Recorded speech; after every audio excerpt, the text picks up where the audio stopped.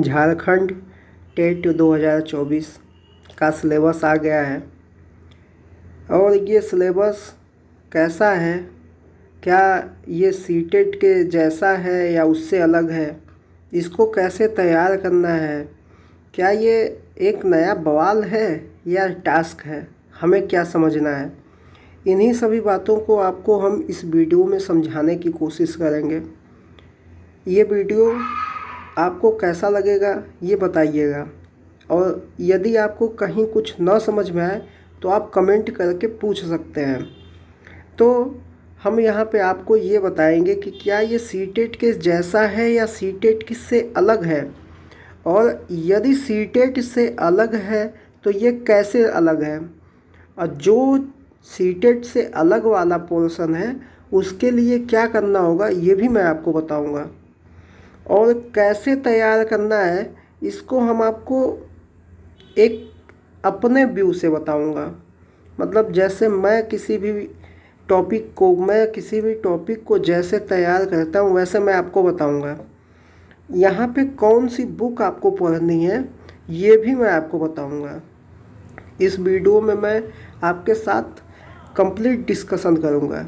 यदि आपको कोई बात या कुछ भी ना समझ में आए तो आप हमें कमेंट करके हमसे पूछ सकते हैं, मैं आपके कमेंट का जवाब दूंगा। वैसे भी हमें जो भी कमेंट आता है मैं सबके कमेंट को देखता हूं और सबको पर्सनली जवाब देता हूं। तो यदि आपको कहीं ना समझ में आए तो आप हमसे पूछ सकते हैं। आइए पहले मैं सिलेबस देखें, उससे पहले मैं आपको कुछ इसके लिए आपको मैं कुछ बता दूं जिससे आपको मुझे बताना आसान हो जाए और आपको भी कुछ अच्छे से समझ में आए। यहाँ पे आपने देखा था इसके पहले जब आया था नोटिफिकेशन, उसमें बताया था कि जो लैंग्वेज फर्स्ट होगा जिसमें आपकी हिंदी होगी प्लस इंग्लिश होगी, या फिर जिसका उर्दू और हिंदी उर्दू ऐसा कुछ होगा, वहाँ पे आपको टोटल 40 प्रश्न होंगे। मैं यहाँ पे पहले बता दूँ, ये मैं UR के लिए बता रहा हूँ, आप अपने कैटेगरी के हिसाब से देख लीजिएगा। तो यहाँ पे लैंग्वेज जो फर्स्ट है वहाँ पे 40 प्रश्न है, और इस 40 प्रश्न का भी 40% आपको लाना अनिवार्य है। यदि आप 40% से कम लाते हैं, और ऐसा हर सेक्शन में यदि 40% या उसके जो क्राइटेरिया उससे कम लाते हैं तो आप फेल माने जाएंगे। तो यहाँ पे 40% का आपको यहाँ पे 16 नंबर लाना है। ठीक है, इसको मैं जब सिलेबस दिखाऊंगा तो भी आपको बताऊंगा, लेकिन आप पहले इसको एक बार समझ लीजिए। फिर आपका जो लैंग्वेज सेकंड होगा, जो भी आपने लिया होगा हिंदी संस्कृत या जो भी है, यहाँ पे सेकंड लैंग्वेज जो भी है उसमें भी आपको 40 प्रश्न मिलेंगे। वहाँ भी आपको 40% ही करना है, 40% तो लाना अनिवार्य है। यानी वही 16 प्रश्न जो है आपको लाना अनिवार्य है। ठीक है, यहाँ तक बात हो गई। अब इसके आगे बताते हैं हम आपको। अब इसके बाद यदि आपका या तो मैथ साइंस हो, या तो मैथ साइंस है, या आपका SST है, या आपका कोई भाषा है, आप भाषा के शिक्षक बन रहे हैं, इन तीनों से आपको 150 प्रश्न पूछे जाएंगे।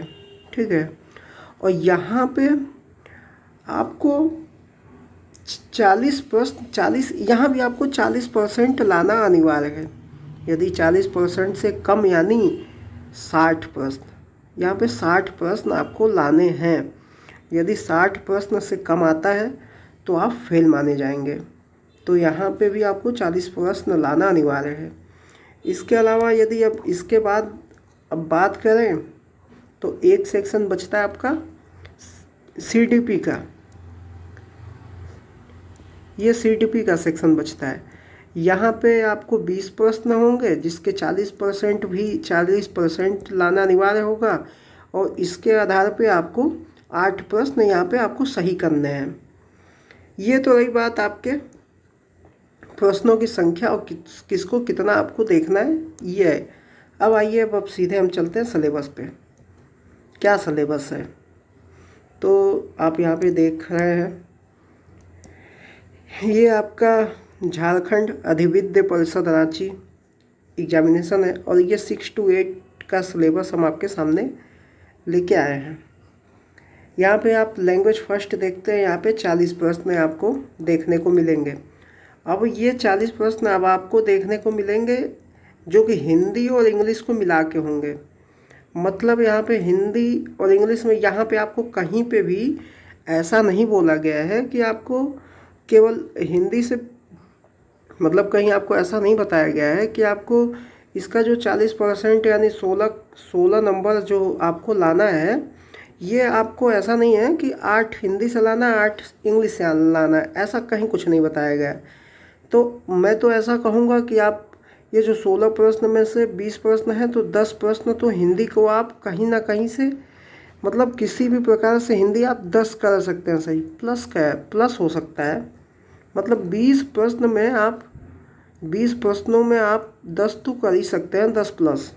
अगर 10 प्लस यहाँ से आप कर ले जाते हैं तो आप इंग्लिश में आपका जो ये इंग्लिश होगा यहाँ पे आप 6 मतलब 20 प्रश्नों में से 6 प्रश्न तो कर लेंगे, टोटल 16 हो जाएंगे। तो इस हिसाब से मेरे समझने से तो कोई टेंशन की बात नहीं है, बिल्कुल आप कर पाएंगे। बस सेक्शन के हिसाब से आपको समझना है। तो यहाँ पे टोटल दोनों में से 40 होंगे जिसमें से आपको 16 प्रश्न अनिवार्य है, ये बात ध्यान रखनी है।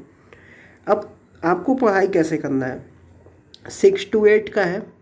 आप यदि यूपी से होंगे तो स्टेट की तैयारी किए होंगे, सी टेट की किए होंगे और बिहार टेट या अलग अलग राज्यों के आप किए होंगे। आपके लिए हिंदी में 16 प्रश्न क्या, आप तो 20 में से 16 हिंदी से ही ला सकते हैं यदि आपका हिंदी अच्छा है तो। अब यहाँ पे इसका सिलेबस क्या है कि पहला टॉपिक है आदिकाल। अब आदिकाल को जिस हिसाब से टीजीटी में पढ़ा जाता है उस हिसाब से तो नहीं ना पूछेगा, पूछना भी नहीं चाहिए, पूछेगा भी नहीं, क्योंकि एक 6 to 8 ही है। तो 6 to 8 के हिसाब से आदिकाल पूछेगा, भक्तिकाल पूछेगा, रीतिकाल पूछेगा, आधुनिक काल पूछेगा। मिला के यही है कि ये जो है हिंदी साहित्य का इतिहास पूछेगा, हिंदी साहित्य का विकास जो है इतिहास, वहाँ से ये आपका पूछेगा प्रश्न, जो कि बहुत टफ नहीं है, बहुत आराम से किया जा सकता है। उसके बाद आधुनिक काल के ये जो सेक्शन है, आधुनिक काल के छायावाद, प्रगतिवाद, प्रयोगवाद, नई कविता, ये इसमें जो यहाँ पे ये भक्तिकाल, आदिकाल, रीतिकाल, आधुनिक काल है, यहाँ के जो इम्पोर्टेंट है उन्हीं को देखना है। ये नहीं कि आप कुछ भी उठा के पढ़ने लगे, नहीं, जो इम्पोर्टेंट हो वो देखना है। अब यहाँ पे, अब इसके आगे आप आएंगे तो यहाँ पे आप देखिए हिंदी गद्य की नई विधाएं, जिसमें यात्रा वृत्तांत, रिपोर्टाज, संस्मरण, डायरी, रेखा चित्र। तो यहाँ पे यदि यात्रा वृत्तांत की बात किया जाए तो राहुल सांकृत्यायन को आप जानते हैं, ये यहाँ पे फेमस है। रेखा चित्र गिल्लू, आप जानते ही हैं गिल्लू, महादेवी वर्मा, ये फेमस है। तो ऐसे जो होंगे वो यहाँ पे पूछे जाएंगे। अब यहाँ पे काव्य शास्त्र, ये गुणदोष आप देखे होंगे, गुणदोष आप देखेंगे कौन सा है। शब्द शक्ति आप हिंदी में बिहार का किए होंगे, किसी का शब्द शक्ति जानते हैं, 3 भेद होता है शब्द शक्ति के, जिसको आप कहते हैं अभिधा, लक्षणा और व्यंजना, ये शब्द शक्ति के 3 भेद हैं। तो ऐसे ही आपको करना है, ठीक है। अब मैं आप यहाँ पे आपके सामने है, आपने पूरा सिलेबस देख लिया होगा, हम बहुत टाइम नहीं लेंगे, हम बस ये समझाना चाहते हैं कैसे। अब हम जब तैयारी करेंगे, मतलब जब भी अब आप शुरू कर चुके होंगे, हम एक पॉइंट को अपना टास्क बनाएंगे, इसमें से इम्पॉर्टेंट क्वेश्चन को पढ़ेंगे। फिर हम एक टॉपिक, इसका भक्तिकाल, इसका इम्पोर्टेंट क्वेश्चन है, रीतिकाल का इम्पोर्टेंट क्वेश्चन, ये हमारा टास्क होगा कि हम इसमें से इम्पोर्टेंट क्वेश्चन निकालें और उसको पढ़ें और याद करें, ये हमारा टास्क होगा। अब भारतीय काव्य शास्त्र यहाँ पे जैसे दिया है, इसका टास्क क्या होगा कि काव्य की परिभाषा क्या है उसको हम देख लेंगे, गुणदोष उसका देखेंगे, शब्द शक्ति देखेंगे, अलंकार, रस निष्पत्ति, ये सब काव्य हेतु का प्रयोजन ये है। तो इसमें मुख्य क्या है, पहले तो हम इस टॉपिक को उठाएंगे, इस टॉपिक में जो मुख्य इम्पॉर्टेंट बातें हैं वो हम पढ़ लेंगे। तो हम मतलब टॉपिक को पिक करेंगे और टॉपिक को कंप्लीट करेंगे, कवर करेंगे। ये अपना टास्क होना चाहिए। यदि आप पूरे सिलेबस को एक साथ देखेंगे तो आपको ये सिलेबस उबाऊ भी लगेगा और बहुत ब्रॉड हैवी भी लगेगा। इसीलिए आप केवल टॉपिक को उठाइए, भाषा विज्ञान का टॉपिक उठाइए, उसको देख जाइए। राजभाषा, राष्ट्रभाषा, उद्भव, विकास, कारण, अतिशय, परिवर्तन, ये सब एक टॉपिक के हिसाब से आप चलेंगे तो आपके लिए आसान हो जाएगा। ऐसे ही जब हम हिंदी में आएंगे, ये अनुवाद, पत्रकारिता, ये सबको आपको सब बीपीएससी में आपने पढ़ा होगा। जब हम इंग्लिश में आ जाएंगे तो यहाँ पे आपके सामने है ये हम एक टॉपिक, अब ये आप टॉपिक कैसे पढ़ेंगे, कोई बुक आपको नहीं मिलेगी, तो इसको आप या तो यूट्यूब से या तो गूगल से सर्च करके एक एक टॉपिक क्या होता है उसको आप पढ़िएगा। पूरे उस ग्रामर को तो आप नॉर्मल जानते हैं, ग्रामर आप कर लेंगे। ये इम्पोर्टेंट जो होगा इम्पोर्टेंट, उसको सिर्फ आप टॉपिक वाइज आप कवर कीजिएगा। आप पूरे सिलेबस को ढूंढने भागने लगेंगे, पूरे सिलेबस हमको कहीं एक जगह मिल जाए तो नहीं मिलेगा।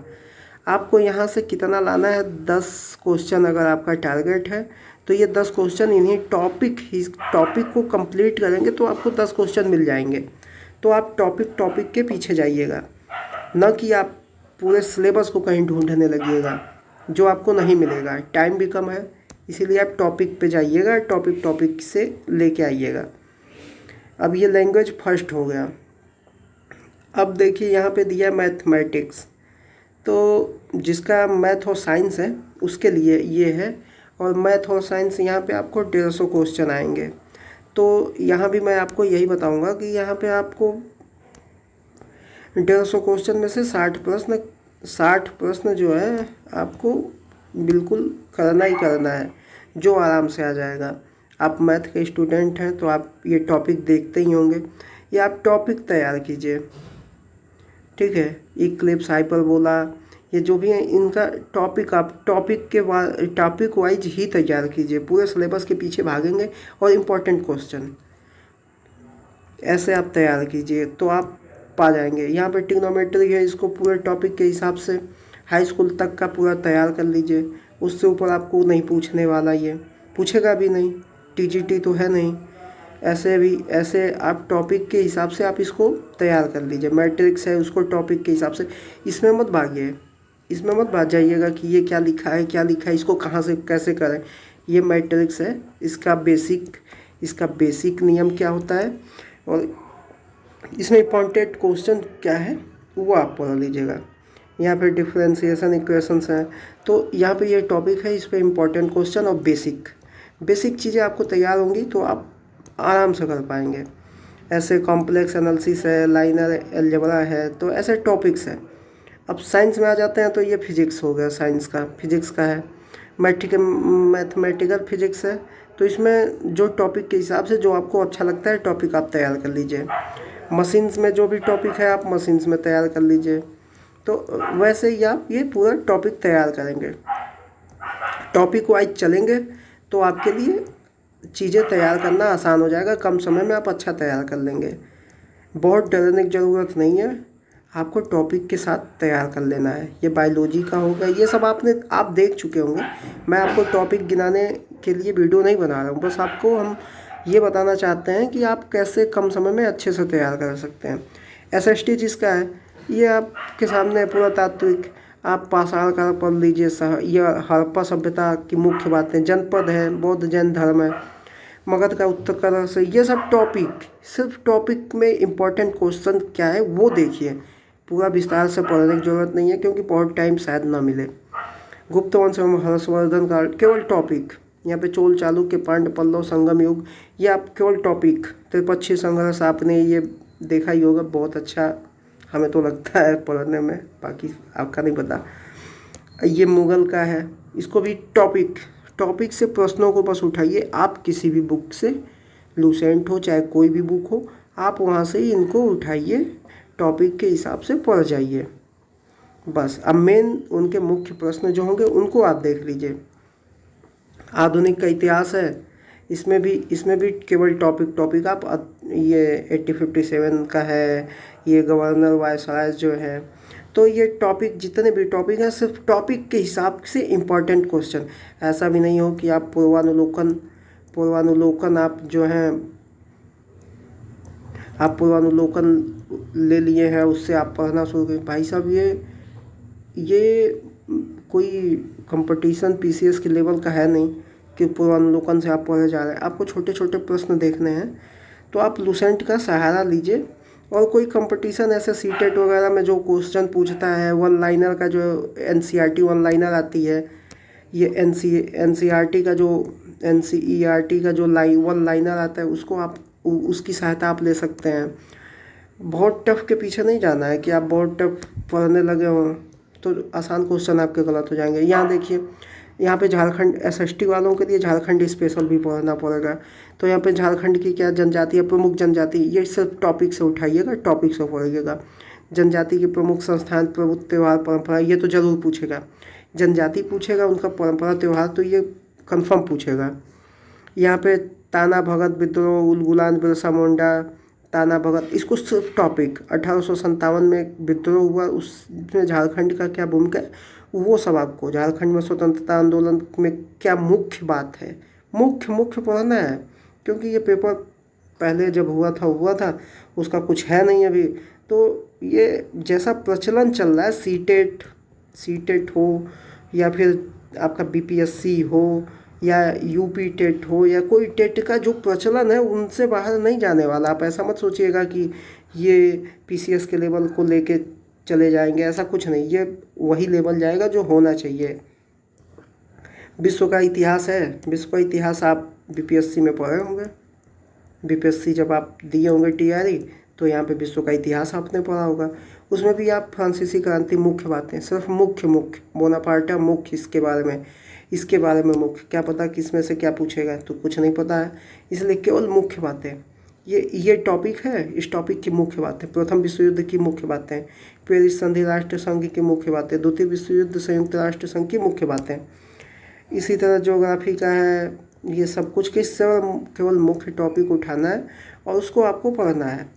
ऐसे ही आपको अब यहाँ पे जनरल स्टडीज, ये तो सबको पूछने वाला है ना, ये सेक्शन तो सबको पूछेगा। ये जनरल स्टडीज, ये तो आप कहीं मत जाइए, केवल लूसेंट पढ़िए, कहीं मत जाइएगा, लूसेंट पढ़ते रहिए।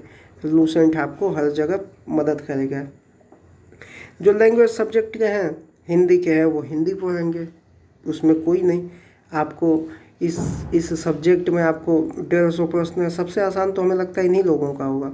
150 प्रश्न है, 40% आपको लाना है, और यहाँ से आप 60% ला लेंगे तो आप यहाँ से 60 नंबर ला के आप तो यहीं से अपना काम बना लेंगे। आपको बहुत कुछ पढ़ने की ज़रूरत ही नहीं होगी सब्जेक्ट टीचर को। तो ये है। अब आपको मैं बताऊं कि टोटल आपको होंगे यहाँ पे, आपको कुल प्रश्न जो होंगे, एक मिनट, सॉरी, देखिए यहाँ पे आपके कुल प्रश्न जो होंगे वो 250 प्रश्न होंगे। 2.5 घंटे का समय होगा। अब इसका 60% आपको लाना अनिवार्य है। आपने अलग अलग सेक्शन से 40% तो लाना अनिवार्य है, या 60% लाना अनिवार्य है। तो यहाँ पे आपको टोटल 150 प्रश्न लाने अनिवार्य हैं, जो कि आप आसानी से ला सकते हैं। बस आपको जितने सेक्शन हैं उसमें आपके क्वेश्चन होने चाहिए। यहाँ पे माइनस मार्किंग नहीं है, लेकिन ये जो सेक्शन का अपना है कि आपको लैंग्वेज जो आपका फर्स्ट है उसमें 40 प्रश्न होंगे, जिसमें से आपको 16 लाने हैं। लैंग्वेज सेकेंड जो आपका है उसमें भी 40 है, उसमें आपको 16 लाने हैं। यहाँ पे मैथ साइंस हो गया, एसएसटी हो गया, और लैंग्वेज हो गया, लैंग्वेज टीचर। यहाँ पे टोटल 150 प्रश्न होंगे। यहाँ पे आपको 60 प्रश्न लाने हैं, और ये भाषा शिक्षक वाले भी इसी में हो जाएंगे, ठीक है। और यहाँ पे जो ये सीडीपी है, यहाँ पे सीडीपी जो आपका है उसमें आपको 20 प्रश्न है, जिसमें 8 प्रश्न लाने हैं। यहाँ पे आपके सामने ये ये इतने प्रश्न सेक्शन के हिसाब से लाने हैं और टोटल आपके हैं 250, जिसमें आपको 150 लाने हैं। ठीक है, ये आपके हो गए। यहाँ 40 में 16 अनिवार्य है। तो यहाँ पे आप ये जो डबल बैरिकेड देख रहे हैं, ये माइनस मार्किंग का काम करेगा। यहाँ पे आप 20 में आप यहाँ पे 150 में आप 100 ला दें, 20 में आप 7 लाएंगे तब भी फेल हो जाएंगे। इस 20 में अगर आप 7 ला देते हैं, यहाँ पे 100 ला देते हैं, तब भी आप फेल होंगे। तो इस हिसाब से आपको ये चीज़ें आपको समझ में आनी चाहिए, ये आप समझिए। मैं बस आपसे इतना कहूँगा, कहीं किसी के पीछे भागने की ज़रूरत नहीं है। मैं समय समय पर टॉपिक के हिसाब से क्वेश्चन लाता रहूँगा, तो आप हमारे चैनल को देख सकते हैं। और बस आप टॉपिक, सबसे इम्पोर्टेंट बात तो यही है, टॉपिक को अपना टास्क बनाइए और इसके पीछे आप भागिए। और इम्पोर्टेंट, उस टॉपिक का जो इम्पोर्टेंट है वो चीज़ आपको देखना है। ये जो इम्पोर्टेंट क्वेश्चन है बस उन्हीं को देखना है, क्योंकि ये एग्ज़ाम बीपीएससी की तरह ही चल रहा है। जैसे बीपीएससी का तैयारी है वैसे ये है। तो ये थोड़ा सा लेवल इनका अच्छा होगा, इसलिए आप अच्छे से मेहनत कीजिए।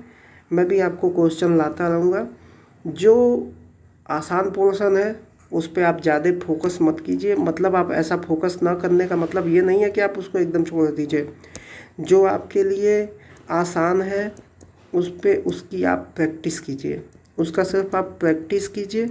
और जो आपका टफ़ है उसको आप ध्यान से उसकी रीडिंग कीजिए, उसको याद कीजिए। बस इतना ही करना है। बहुत ज़्यादा ऐसा नहीं सोचना ये क्या हो गया क्या नहीं हो गया, क्योंकि न ये आपके हाथ में है और ना ये हमारे हाथ में है। हमें सिर्फ अपना प्रिपरेशन करना है और उसको आप बेहतर कीजिए और टॉपिक के हिसाब से तैयार कीजिए। आप सबको ऑल द बेस्ट और सबका अच्छा जाएगा। ठीक है, किसी का पेपर ख़राब नहीं जाएगा, जो अच्छे से तैयार करेगा सबका जाएगा। और समय समय पे हम भी आपको वीडियो लाते रहेंगे और आपको इम्पोर्टेंट क्वेश्चन आपके सामने आपको दिखाते रहेंगे, हेल्प करने की कोशिश करेंगे। हमारा ना कोई एप्लीकेशन है ना कोई हमारा पेड बैच हमको चलाना, इसलिए हमें आपके लिए जो इम्पोर्टेंट होगा वो सब कुछ लाएंगे और यहीं लाएंगे, कहीं और नहीं लाएंगे। तो अगर आपको अच्छा लगेगा तो आप चैनल पे बने रहिएगा। जो लाइक करते हैं वो भी हमारे लिए ख़ास हैं, जो सब्सक्राइब करते हैं वो भी हमारे लिए ख़ास हैं, जो व्यू करते हैं वो भी हमारे लिए ख़ास हैं। इसलिए आप सब लोग का हमारे परिवार में स्वागत है। आप ऐसे ही आते रहिए, हमें अच्छा लगेगा, हमें भी मोटिवेशन मिलेगा। बहुत बहुत धन्यवाद।